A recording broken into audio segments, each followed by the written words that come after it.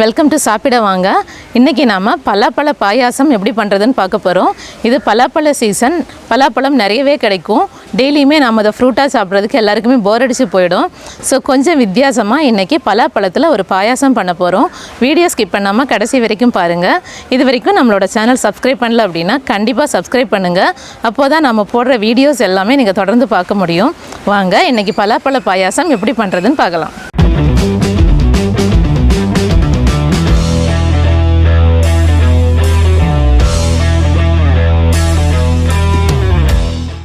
பலாப்பழ பாயாசம் பண்ணுறதுக்கு இன்றைக்கி நம்ம 1/4 கிலோ பலாப்பழம் எடுத்துருக்கோம்.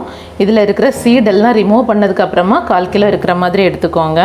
இது மாதிரி கட் பண்ணி எடுத்துக்கோங்க. சீடு எல்லாமே நாம் ரிமூவ் பண்ணிட்டோம். இந்த ஜாக் ஃப்ரூட் எல்லாத்தையும் இப்போ ஒரு மிக்சர் ஜாரில் போட்டுக்கலாம்.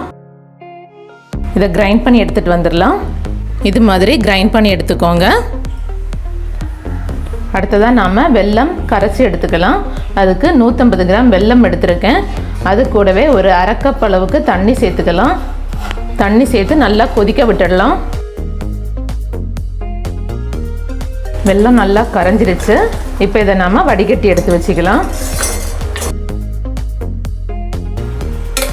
வெல்லம் வடிகட்டி எடுத்து வச்சாச்சு. ஸ்டவ்வில் ஒரு பேன் வச்சுட்டு அதில் 2 டேபிள் ஸ்பூன் நெய் சேர்த்துக்கோங்க. நெய் சூடானதும் அதில் நாம் அரைச்சி வச்சுருக்கிற பலாப்பழம் சேர்த்து நல்லா மிக்ஸ் பண்ணிக்கலாம். கிட்டத்தட்ட ஒரு 2-3 நிமிஷம் நாம் இதை கிண்டி விடலாம். அவ்வளோதான். இப்போ நாம் இது கூடவே காய்ச்சி வடிகட்டி எடுத்து வச்சுருக்கிற வெல்லம் பாகு சேர்த்துக்கலாம். ஒரு 1 மினிட் நல்லா இதை கொதிக்க விட்டுடலாம். இன்னொரு ஸ்டவ்வில் நாம் 1 டேபிள் ஸ்பூன் நெய் ஊற்றிக்கலாம். இதில் 2 ஏலக்காய் போட்டுக்கோங்க. ஒரு 10 உலர்ந்த திராட்சை போட்டுக்கோங்க. அது கூடவே ஒரு 10-15 முந்திரி சேர்த்துக்கோங்க. எல்லாத்தையும் சேர்த்துட்டு இந்த நெய்லையே ஃப்ரை பண்ணிக்கலாம். ஏலக்காய் நீங்கள் பவுடராக போடுறதுனாலும் போட்டுக்கலாம். நான் ஏலக்காவே போட்டிருக்கேன். முந்திரி திராட்சை நல்லா வறுபட்டுடுச்சு. இப்போ இதை நம்ம எடுத்து வச்சுக்கலாம். பாயாசம் நல்லா கெட்டியாகிடுச்சு. இப்போ நாம் வறுத்து வச்சுருக்கிற முந்திரி திராட்சையை இது கூட ஆட் பண்ணிக்கலாம். எல்லாத்தையும் சேர்த்துட்டு நல்லா மிக்ஸ் பண்ணி விட்டுடலாம். இப்போ ஸ்டவ் ஆஃப் பண்ணிவிட்டு இது கூட நாம் ஒரு 1/2 டம்ளர் தேங்காய் பால் சேர்த்துக்கலாம். தேங்காய் பால் சேர்த்துட்டு நாம் கொதிக்க வைக்கக்கூடாது. அதனால தான் ஸ்டவ் ஆஃப் பண்ணிவிட்டு அதுக்கப்புறமா தேங்காய் பால் சேர்த்துறோம்.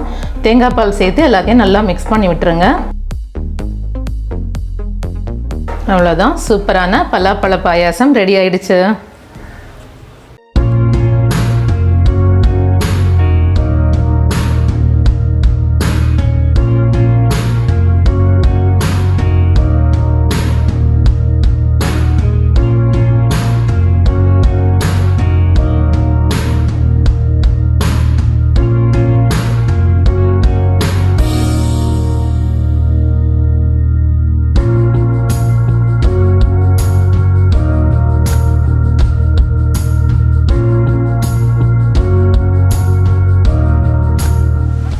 இது மாதிரி பலாப்பழ பாயாசம் நீங்களும் வீட்டில் செஞ்சு பாருங்கள்.